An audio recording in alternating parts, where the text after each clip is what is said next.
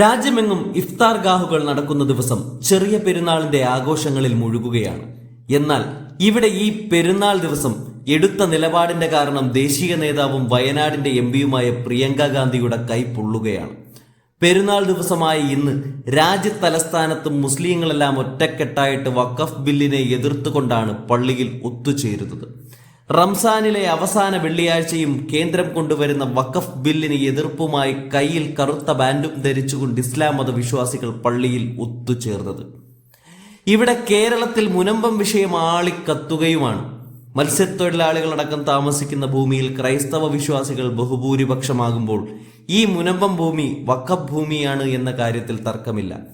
ഈ ഭൂമി തിരികെ കിട്ടണമെന്ന് വഖഫും, എന്നാൽ ഞങ്ങൾ ഈ ഭൂമിയിൽ താമസിക്കുന്നവരാണ്, വിട്ടുതരില്ല എന്ന് മുനമ്പത്തുള്ളവരും ഒരേ സ്വരത്തിൽ സംസാരിക്കുമ്പോൾ അക്ഷരാർത്ഥത്തിൽ കോടതിക്ക് പോലും ഈ വിഷയത്തിൽ ഇടപെടാനാകുന്നില്ല.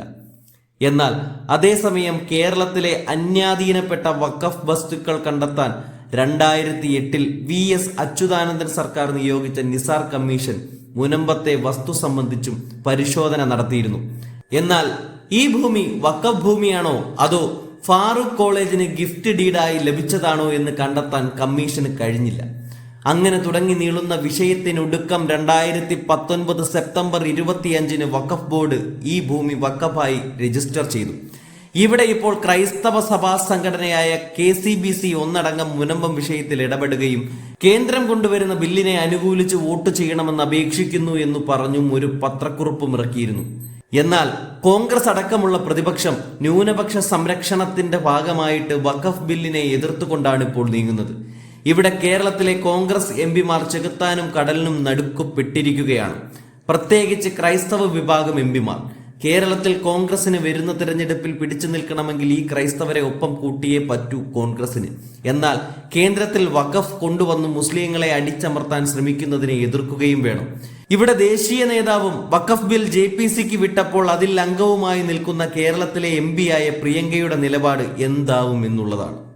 രാഹുലിനോടൊപ്പം കോൺഗ്രസ് നയത്തോടൊപ്പം നിൽക്കണോ അതോ വയനാടിന്റെ MP എന്ന നിലയിൽ ക്രൈസ്തവ സഭയുടെ അപേക്ഷയെ സ്വീകരിക്കണോ? ഈ കാര്യത്തിൽ ഒരവസാന തീരുമാനം എന്തായാലും അത് പ്രിയങ്കയ്ക്ക് ഇലയ്ക്കും മുള്ളിനും കേടില്ലാത്ത വിധം പരിഹരിച്ചേ പറ്റൂ. അല്ലാത്ത പക്ഷം പ്രിയങ്കയുടെ വയനാട് സീറ്റിന്റെ കാര്യത്തിൽ ഒരു തീരുമാനമാവും. അതുമാത്രവുമല്ല, കേരളത്തിൽ മുസ്ലിം ലീഗുമായി സഖ്യം ചേർന്ന് മത്സരിക്കുമ്പോൾ മുനമ്പം വിഷയത്തിൽ എന്ത് ചെയ്യണമെന്ന് കഴിഞ്ഞ ദിവസം ശിഹാബ് തങ്ങളുമായി നടത്തിയ ഇഫ്താറിൽ പോലും ഒരു തീരുമാനമായിട്ടില്ല. നിലമ്പൂരടക്കം ഉപതെരഞ്ഞെടുപ്പിൽ ക്രൈസ്തവരും മുസ്ലിങ്ങളും ഒരേപോലെ മുഖ്യ ഘടകമാകുമ്പോൾ കോൺഗ്രസിന് എല്ലാവരെയും പ്രീതിപ്പെടുത്തുന്ന ഒരു നിലപാടെടുക്കാൻ പ്രയാസമാണ്.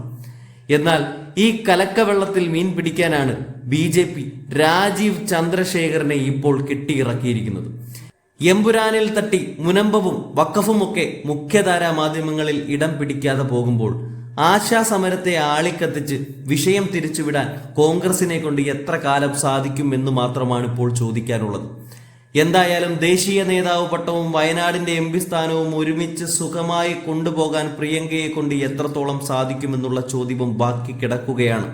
അതുകൊണ്ടാണ് പെരുന്നാൾ ദിവസം രാജ്യത്തെ മുസ്ലിങ്ങൾ വഖഫിന് എതിർപ്പറിയിച്ച് പള്ളികളിൽ ഒത്തുചേരുമ്പോൾ ഈ വിഷയത്തെ തൊട്ട് പ്രിയങ്കയുടെ കൈ പൊള്ളിപ്പോകുന്നു എന്ന് പറയാൻ കാരണം.